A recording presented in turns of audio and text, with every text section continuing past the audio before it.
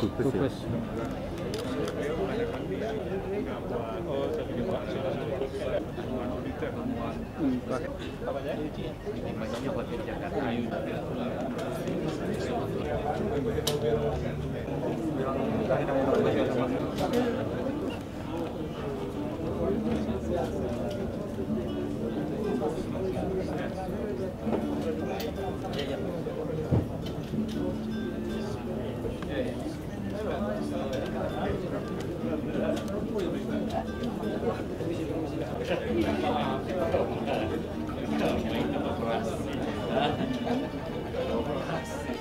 Cari sana ketemu berani-berani.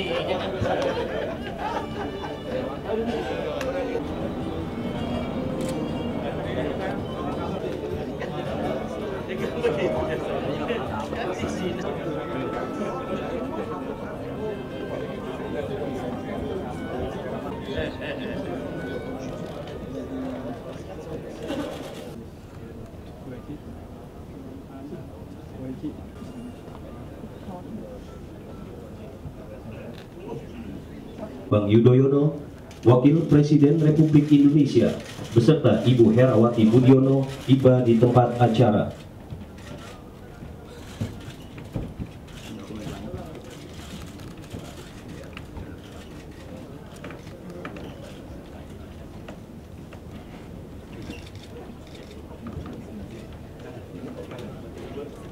Alhamdulillah, al-sulahu bil huda al-haq liyudhhirahu 'ala ad-din kulli wa kafa billahi shahidan. Allah wahdahu la syarika lah wa ashhadu an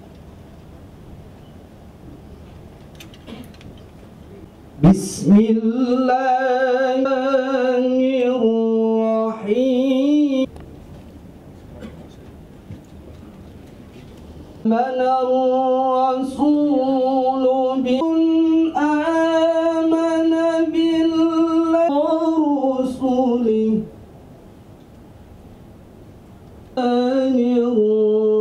Rahim siyam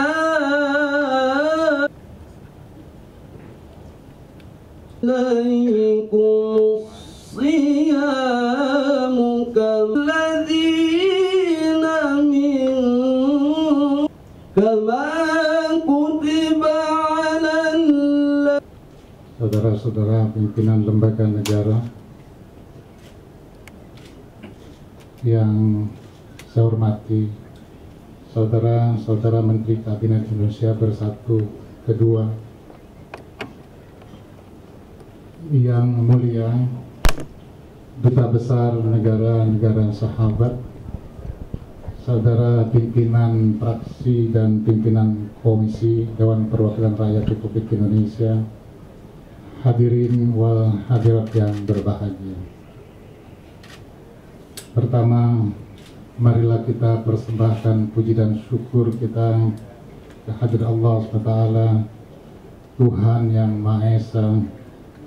Dengan izinnya kita dapat bersilaturahim pada kesempatan buka bersama dengan Presiden dan pimpinan Dewan Perwakilan Rakyat Republik Indonesia pada sore hari ini di tempat ini. Atas nama segenap pimpinan dan anggota Dewan Perwakilan Rakyat Republik Indonesia, menyampaikan ucapan terima kasih dan selamat datang kepada Bapak Presiden dan Bapak Wakil Presiden, dan juga kepada para undangan sekalian yang telah berkesempatan hadir buka bersama dengan kita semua pada sore dan malam hari ini. Ucapan terima kasih juga kami sampaikan kepada Al-Mukarram Al-Ustadz Syekh Ali Saleh Muhammad Al-Jabir yang akan memberikan tausiah di hadapan kita semua. Juga ucapan terima kasih kami kepada Bapak Dr. Andes Haji Sarifudin, Wakil Imam Besar Masjid Istiqlal, yang nantinya akan menjadi imam sholat maghrib berjamaah. Pada kesempatan yang berbahagia, dalam bulan Ramadan tahun ini, bulan yang penuh berkah dan maghfirahnya, kami mengucapkan selamat menunaikan ibadah puasa Ramadan tahun 1432 Hijriah. Semoga Ramadan tahun ini dapat meningkatkan kualitas diri kita dengan menteladani sifat-sifat terpuji Rasulullah SAW, yakni kesabaran, kedisiplinan, kejujuran, keikhlasan, kesetiakawanan, dan lain sebagainya. Dengan sifat-sifat terpuji inilah kita harapkan menjadi modal spiritual kita dalam menjalankan tugas sehari-hari, baik selama Ramadan maupun setelah Ramadan hingga yaumil kiamat. Dan kita berharap bangsa Indonesia dan negara Indonesia yang tercinta ini menjadi negeri yang baldatun thayyibatun wa rabbul ghafur, negeri yang baik yang selalu dalam ampunan Allah Subhanahu wa taala. Demikianlah yang dapat saya sampaikan dan terima kasih atas perhatiannya. Wassalamualaikum warahmatullahi wabarakatuh.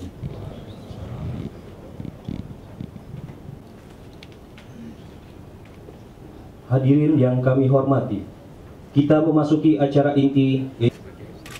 Assalamualaikum warahmatullahi wabarakatuh.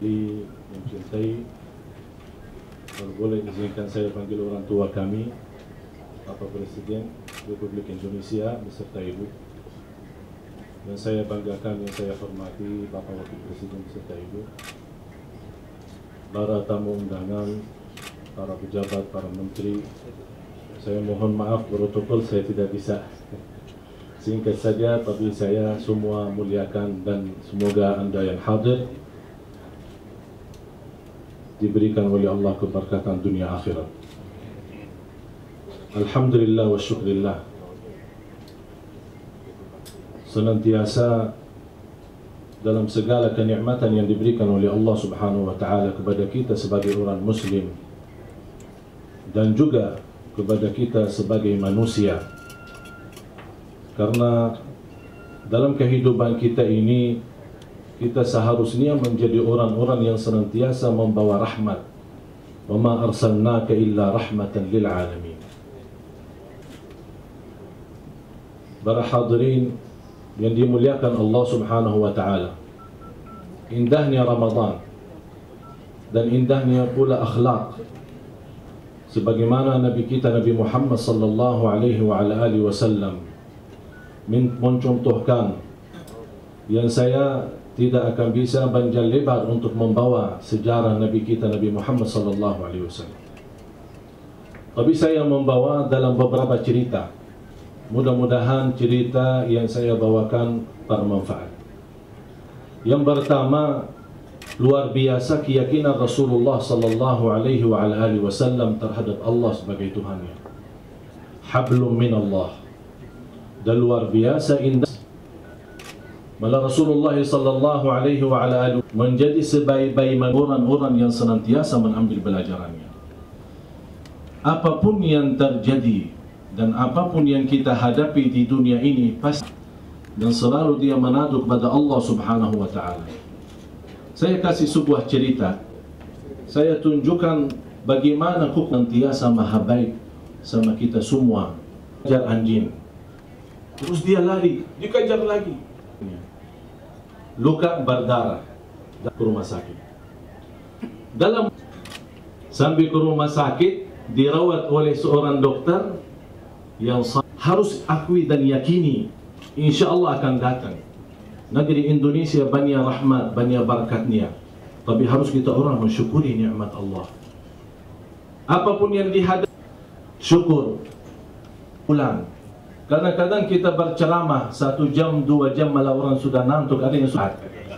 Tapi yang kita ingin, kesimpulan apa yang bisa kita dapat. Jadi orang itu biasa sebaliknya. Jadi pernah malam hari mereka lagi ngobrol-ngobrol, kata istrinya, syukur dan sabar dua-duanya masuk surga. Sebenarnya mohon maaf, Allah memberikan subhanahu wa ta'ala ilham, dan ya, karena saya sering membawa memang sistem dakwah, inti-inti ceramah, termasuk cerita-cerita. Jadilah orang-orang yang senantiasa bersyukur, jadilah orang-orang yang senantiasa bersabar. Sebagaimana pernah, karena intinya lancar tapi tidak faham susah juga. Tapi kalau orang faham apa yang kita sampaikan, alhamdulillah. Dan mohon maaf kalau ada kata-kata yang tidak sesuai. Dapat itu saya SMS kepada beliau, saya bilang, jawab, ya boleh saja, ini siapa? Saya balik, wassalamualaikum warahmatullahi wabarakatuh.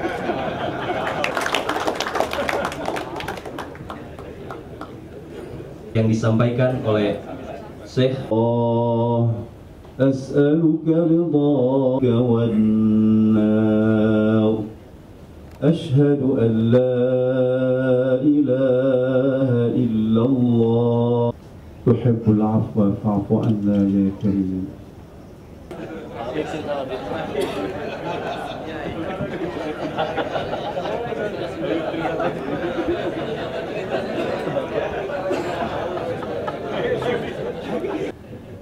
Tapi ini baru jumpa ini.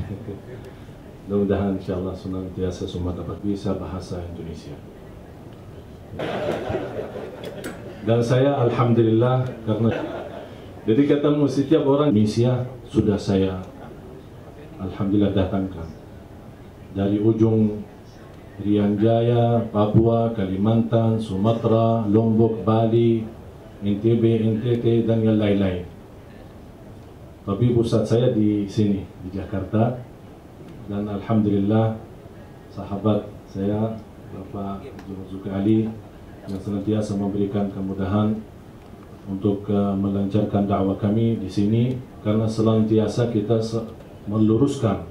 Saya bukan mencari kesalahan di sini, saya tidak mencari aib dan kekurangan, kita sama-samalah perbaiki menuju dan mencari ridha Allah Subhanahu wa taala. Sering terjadi banyak salah faham terhadap agama kita. Seperti yang beberapa, semua alhamdulillah hampir 9 orang yang hafal Al-Quran, alhamdulillah 30 juz, bukan juz 30.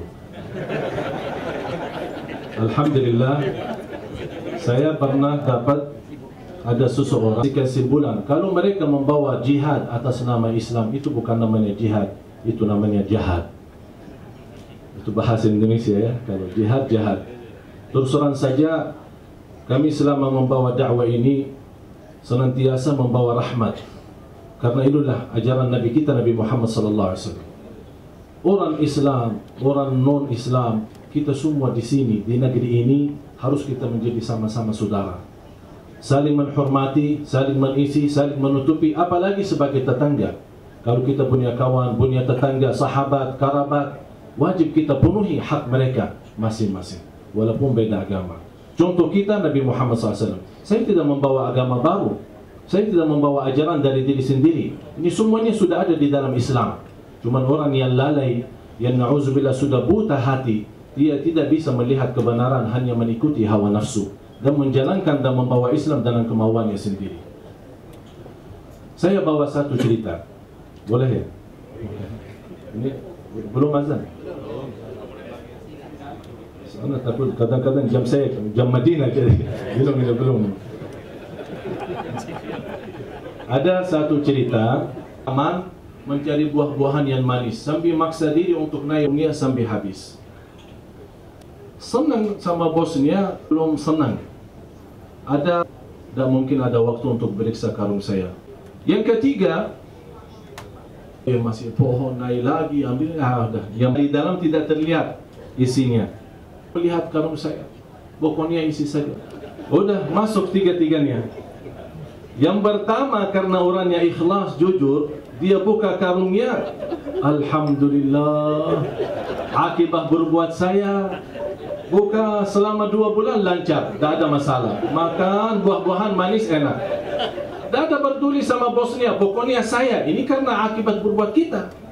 Apapun yang kita, tidak ada siapapun yang membantu dan memberikan apapun, hanya apapun yang sudah kita isi duluan di dunia. silahkan yang baik. Faman ya'mal mithqala dzarratin khairan yarah.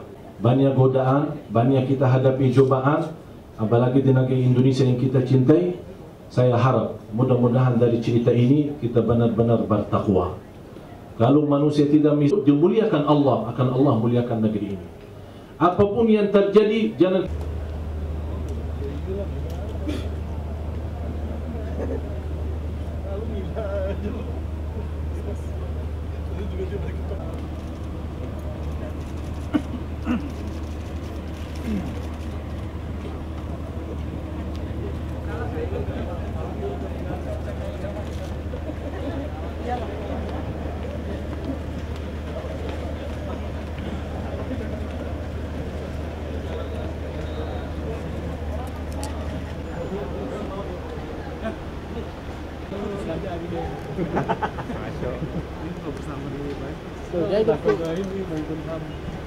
Dia pergi dia. Gimana? Oh, situ aja. Pak, ini undangannya lembaga negara. Jangan maju mas. Jadi buka puasa bersama ini adalah antara pimpinan DPR bersama Presiden, Wakil Presiden mengundang para menteri kabinet dan duta besar beserta fraksi-fraksi sebagian lah yang ada di DPR. Ini bukan partai, jadi ini sebagai lembaga negara. Ya. Pak, terkait mosi tidak percaya gimana nih Pak tanggapan Bapak? Sudah maaf-maafan Ramadan. Jadi udah kapok Pak ya nggak mau ngomong lagi? Apa? Udah kapok. Tuh, ngomongnya nggak salah kan? Yang salah itu siapa kan? Nggak ada masalah dalam hidup ini ya. Ada orang yang suka, ada orang nggak suka. Itu adalah dinamika kehidupan. Yang penting niat kita baik, niat kita tulus, niat kita itu untuk kepentingan bangsa. Kalau niat kita tulus, insya Allah Tuhan menjaga kita. Jadi nggak usah khawatirlah bahwa apa yang kita lakukan itu berdampak negatif. Saya yakin Tuhan itu Maha Tahu, Maha Adil. Pak, tapi ini bergulir terus Pak. Ya, nggak ada tata tertibnya ya. Tata tertib nggak ada, undang-undang juga tidak mengatur, dan pimpinan DPR itu dievaluasi oleh partai. Itu ketentuannya. Jadi yang bisa mengganti pimpinan DPR itu hanya partai politik. Pak, yang membuat mereka Dan marah. di Partai Demokrat yang menentukan itu Majelis Tinggi. Jadi Majelis Tinggi, saya juga bagian daripada Majelis Tinggi. Kenapa sih Pak, Bapak suka bikin kontroversial pernyataan Pak? Tadi malam sudah saya jelaskan di TV One. Di era demokrasi ini ada kata-kata positif, ada kata-kata negatif. Seorang pejabat negara itu memang didengar, tetapi kalau kata-kata itu sifatnya positif dalam arti kata tidak menarik orang untuk merespon.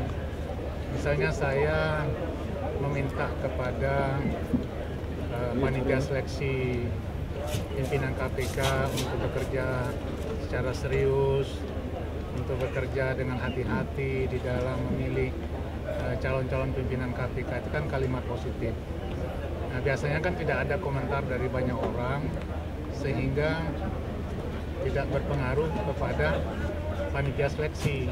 Nah, dengan ada kalimat yang negatif, respon publiknya luar biasa, dan itu akhirnya menyentuh kepada panitia seleksi, sehingga mereka juga berkomunikasi bagaimana mendapatkan pimpinan KPK yang akan datang ini sesuai dengan keinginan kita semua. Adalah orang-orang yang kapabel, orang-orang yang kredibel, orang-orang yang punya integritas, supaya keinginan kita membentuk lembaga KPK ini betul-betul sesuai harapan. Itu saja. Ya. Masih ada permintaan dari LSM Pak agar Partai Demokrat mengevaluasi Bapak sebagai Ketua DPR. Memang kewajiban undang-undang, jadi tidak perlu dipersoalkan. Cuma memang selama ini tidak terungkap keluar, dan itu juga saya tanyakan. Seluruh anggota DPR itu harus dievaluasi oleh partainya. Seluruh, bukan hanya pimpinan. Saya bagian daripada fraksi Demokrat, memang harusnya dievaluasi. Nah, karena ini adalah kewenangan Majelis Tinggi, tentu yang mengevaluasi Majelis Tinggi. Jadi tidak ada sesuatu yang aneh. Dalam evaluasi itu bisa diberikan apresiasi karena sudah dapat melaksanakan tugasnya dengan baik, bisa ya artinya ada misalnya saran-saran, ada misalnya ya hal-hal yang harus diperbaiki, ada yang lebih, ada yang kurang. Hidup itu memang harus evaluasi. Evaluasi itu bagian daripada introspeksi. Cuma evaluasi itu dilakukan oleh eksternal dari diri kita. Kalau yang menyangkut introspeksi itu ada dari diri kita sendiri.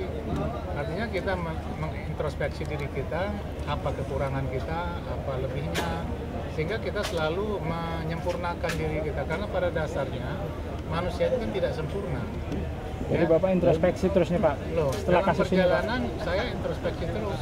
Setelah satu kasus saya introspeksi, salah nggak saya? Kalau saya yakin itu sesuatu yang baik, saya jalan terus. Yang penting bahwa apa yang tersirat dan tersurat di hati ini dan diolah di kepala saya, niat saya kan tidak banyak di DPR. Saya bekerja baik, amanah, ya sesuai dengan apa yang diwajibkan kepada saya, dan yang jelas satu tujuannya hanya untuk kepentingan rakyat, bangsa dan negara. ya, Menurut Bapak harus ada evaluasi Pak di seluruh anggota DPR, Seluruh. semua introspeksi gitu. Betul undang-undang. Undang-undang MD3 menyebutkan bahwa setiap tahun fraksi-fraksi itu mengevaluasi anggota-anggotanya. Jadi bukan sesuatu yang kalau keliru, tidak keliru. Yang salah itu mosi, kalau mosi nggak ada. Kalau Demokrat memang tidak ada kewenangan karena ada mekanisme. Karena ketua DPR itu ditentukan oleh Majelis Tinggi. Jadi di Demokrat itu yang ditentukan oleh Majelis Tinggi itu pertama presiden, calon wakil presiden, yang kedua calon-calon anggota legislatif untuk pusat, yang kedua calon-calon pimpinan lembaga negara termasuk calon-calon menteri. Itu ditentukan oleh Majelis Tinggi. Sudah pernah terima evaluasi Pak dari Majelis Tinggi? Oh, kita selalu diskusi apa yang salah. Kan saya selalu ketemu dengan ketua Wanwin yang bagian daripada Majelis Tinggi. Kalau ada misalnya rame, ya kita tanyakan ada masalah. Oh nggak ada masalah, itu bagus. Masalah gedung DPR dulu kan, saya kan dipanggil juga. Setelah dipelajari, Pak SBY menyampaikan ketua DPR tidak ada salah sama sekali, 100% betul. Karena apa? Menyampaikan hasil rapat kepada publik. Jadi tidak ada sesuatu yang salah kan? Oh iya, saya bicara dengan Bapak, kata Bapak kalimat saya nggak ada salah. Cuma kalimat itu kan tidak dipotong saja. Dipotongnya bubarkan KPK, maafkan koruptor, itu kan kalimat potongan. Kalau kalimatnya lengkap kan tidak begitu. Nah, jadi kita harus jujur ya, siapapun juga harus jujur, pengamat ya, siapapun juga, mari kita jujur. Mencari orang jujur ini kelihatan susah sekali di Indonesia ini. Itu yang saya harapkan. Berarti kita bohong semua. Nilai-nilai Ramadan ini, nilai-nilai Ramadan ini, di mana kita jujur. Jujur itu kan kita kan berpuasa kan tidak ada yang tahu, hanya Tuhan kan. Kita bisa makan diam-diam di dalam kamar pun nggak ada orang tahu. Artinya kita berpuasa itu karena lillahi. Nah, kejujuran karena lillahi ini yang paling penting dijaga. Jangan nilai-nilai Ramadan ini setelah Ramadan nanti kita lupakan. Pak, yang tukang bohong siapa aja nih Pak? Oke, selesai ya. Pak, lagi Pak, ini Pak. Oke, makasih Pak.